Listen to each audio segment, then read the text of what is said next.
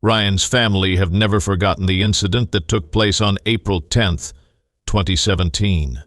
It was a quiet afternoon on April 10th, 2017, in the quaint town of Eldor Heights when everything took a dark and unexpected turn. Evan Carter, alongside his wife Lila and their young daughter, had planned a routine visit to return a borrowed lawnmower to his close friend and business partner Ryan Moore. Evan had no idea that this seemingly mundane errand would soon unravel into a nightmare.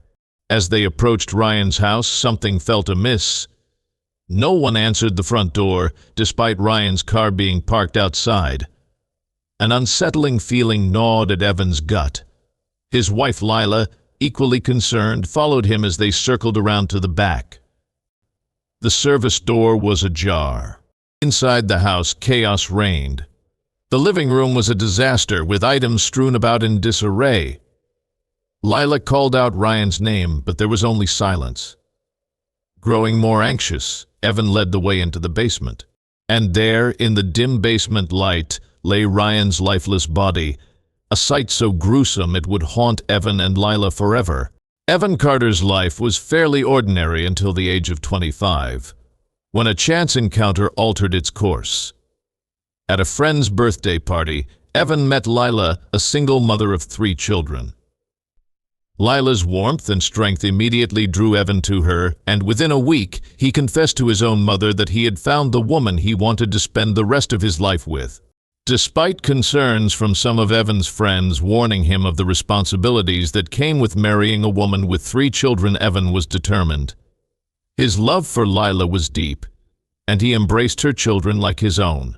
To support his growing family, Evan took on grueling work, eventually enrolling in training to become a welder. It was during this training that Evan met Ryan Moore, a charismatic man who had also switched careers from his previous job as a banker. Ryan's struggles growing up were not unlike Evan's. Coming from a conservative family in the rural town of Carthage, Ryan faced a lot of judgment for his choices and lifestyle. But he had persevered and built a successful career. Ryan's resilience and humor immediately clicked with Evan, and their friendship blossomed quickly. Before long, Ryan was more than a business partner to Evan. He was like family. He was especially close to Evan's children, who affectionately called him Uncle Ryan.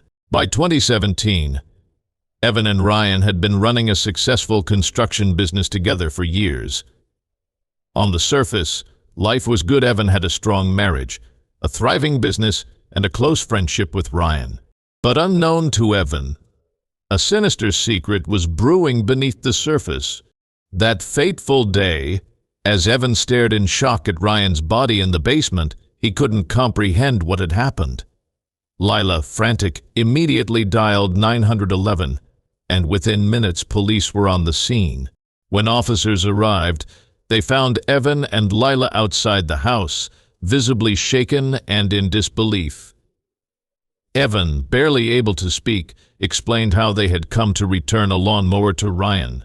He told them that Ryan was not only a friend but a partner in his business, someone deeply involved in their family's lives.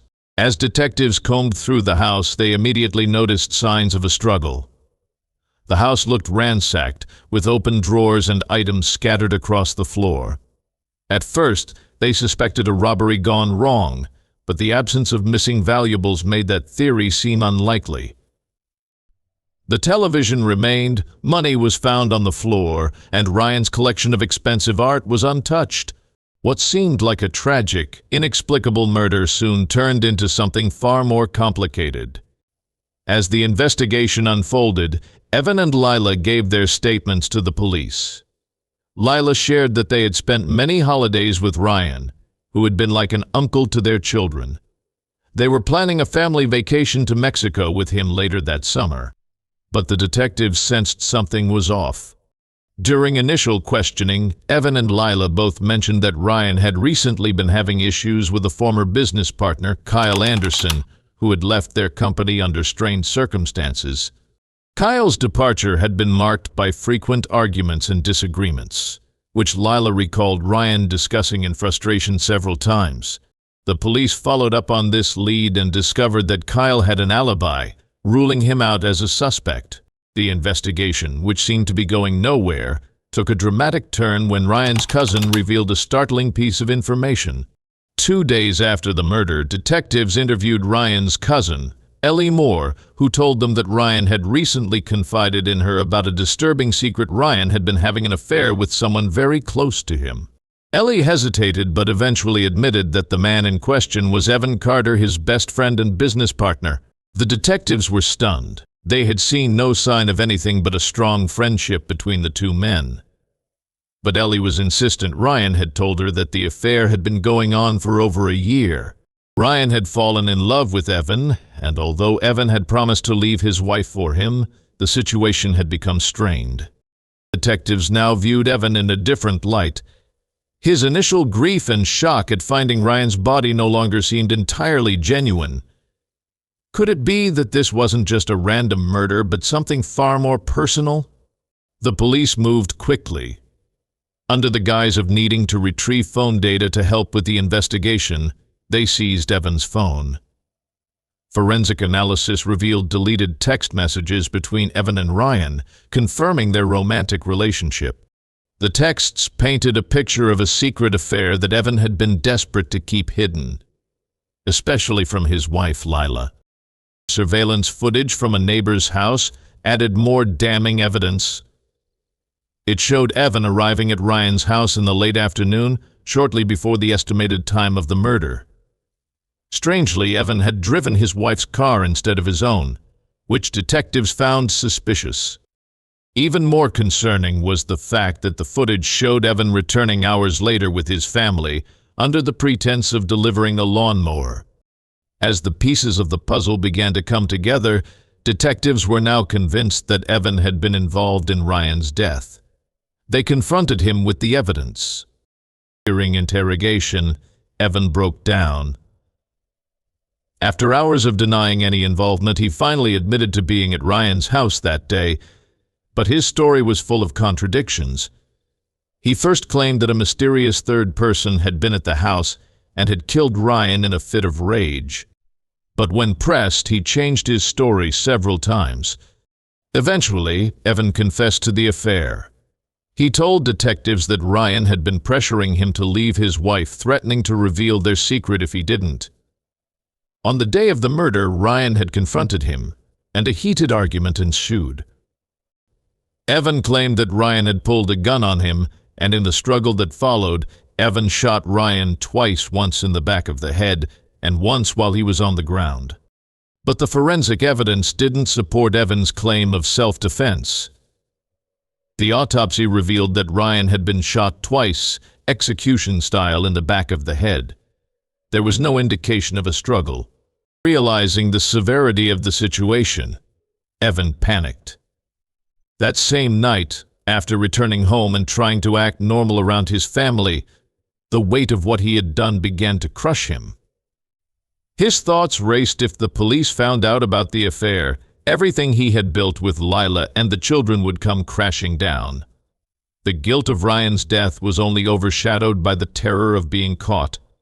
In a moment of desperation, Evan made a split-second decision. He needed to run. In the middle of the night, while Lila and the children slept, Evan packed a bag with clothes and cash and left a vague note saying he needed some time away to clear his head. He drove his truck as far as he could without raising suspicion, heading toward a distant city where he thought he could start over. His destination, Silver Lake, a sprawling city known for its anonymity and a place Evan believed would provide the perfect cover. For weeks, Evan managed to stay under the radar in Silver Lake. He rented a cheap apartment under a fake name, working odd jobs to keep himself afloat. But the constant fear of being recognized gnawed at him. He avoided public places, made no friends, and spent most of his time laying low, watching the news to see if the police were still searching for him. Meanwhile, back in Eldor Heights, the investigation into Ryan's murder hadn't stopped.